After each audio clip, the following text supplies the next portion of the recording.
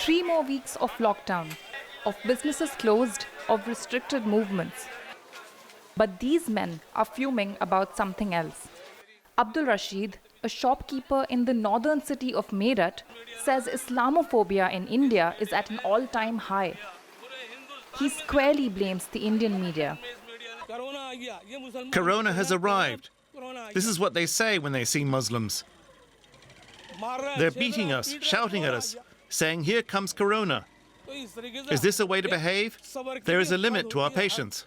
The discrimination started after an event by the Tablighi Jamaat, an Islamic sect, was recognized as a coronavirus hotspot. Many who attended the gathering in Delhi became COVID-19 carriers across India. Several media channels were quick to claim that this was a deliberate attempt to undermine India, some even alleging corona jihad. These allegations have also had a severe economic impact. Muhammad Idris would normally travel through different neighborhoods hawking his wares. Some of these were predominantly Hindu. Now, people refuse to let him in. Everyone is turning us away. The residents say, "Don't sell fruit here. Go back to your own neighborhood." The police are stopping us too. They're beating us. These Muslim vendors can now only sell goods in their own majority Muslim neighborhood. Business has dried up. Elsewhere in Meerut, rumors are circulating about malicious intent. Locals here are citing reports of multiple incidences of Muslims entering neighborhoods and spitting in them to spread the coronavirus. Residents here are standing guard and barricading gates to prevent this from happening. Even leaders from the ruling BJP have claimed that members of the Tablighi Jamaat sect have deliberately spread the virus. India should have been free of coronavirus by now. But these Jamaat members have acted like suicide bombers. These suicide bombers should face the strictest possible legal action. They should be punished in a way that generations to follow will be too afraid to commit such crimes. The allegations the sect has spread the virus on purpose are still unfounded. But fear and anger across communities persists here.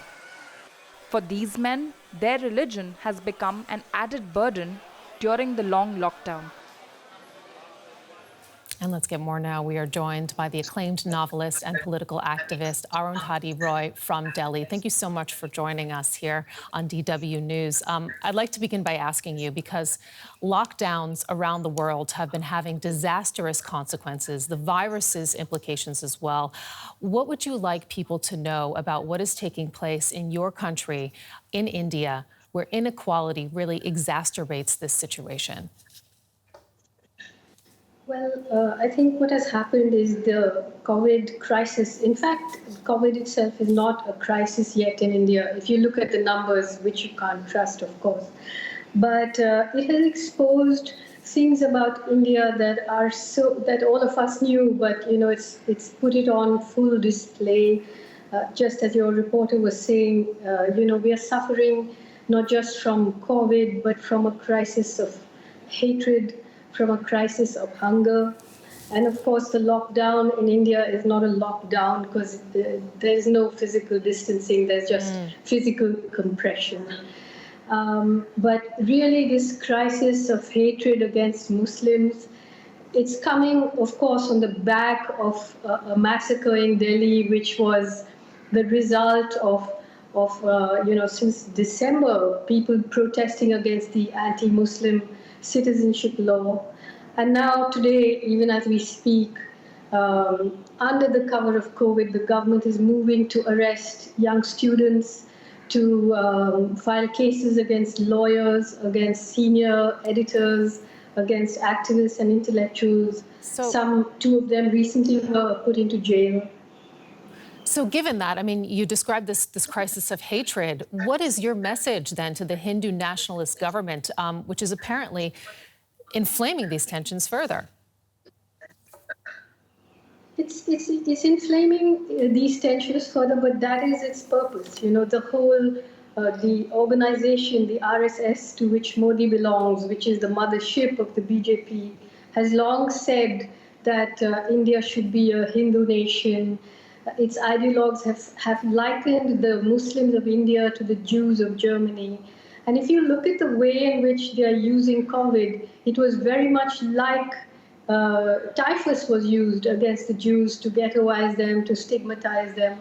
So there's nothing I can say to the government. The only people I can speak to are people in India and to the world outside, not to take this lightly, because honestly, the situation is approaching genocidal, because the government's agenda has been this. I mean, since this government came, Muslims have been lynched, Muslims have been hunted down, but now the stigmatization with this illness has left, government policy. It's on the street now. You can hear it everywhere. And it comes with the threat of extreme violence and of really, I mean, already they've started building these detention centers and things for that citizenship law. But now this will dovetail with this illness to create something which the world should really keep its eyes on. I cannot exaggerate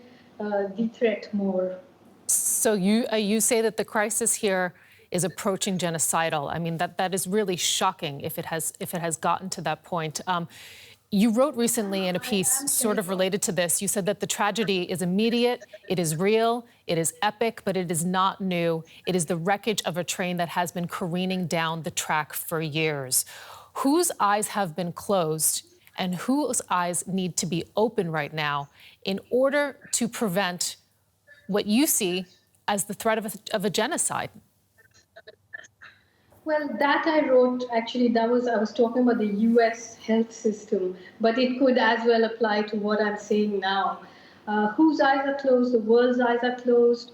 Every international leader is hugging and welcoming the Prime Minister who is really, part of this whole agenda. Even though he tries to play the statesman, he's quiet when the violence breaks out.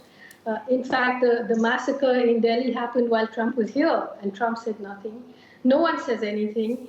And, the Indian media, the mainstream media is a genocidal media now for the passions it is whipping up. Not all of it, but a lot of it. So, TV anchors are like single-member lynch mobs, sitting in their studios. So you see what happened in places like Rwanda and the role that the media played there. And you just see these patterns repeating. It's very, very, very, very frightening. And here I'm not even beginning to talk about the crisis of hunger that is upon millions of people in this country, millions of people. The country, 1.38 billion people, was shut down with 4 hours notice. 8 p.m. he announced it, 12 p.m. the lockdown came, and millions were stranded on the streets with no food, with nowhere to go, and walked hundreds of kilometers home to their villages where they were not allowed in. And the crisis is deepening now, the crisis of hunger. It's a really important message, and we thank you so much for joining us to share it. Arundhati Roy, as we mentioned, you're an acclaimed novelist, political activist. You're also one of India's most acclaimed intellectuals. So we thank you very much for joining us to share that message.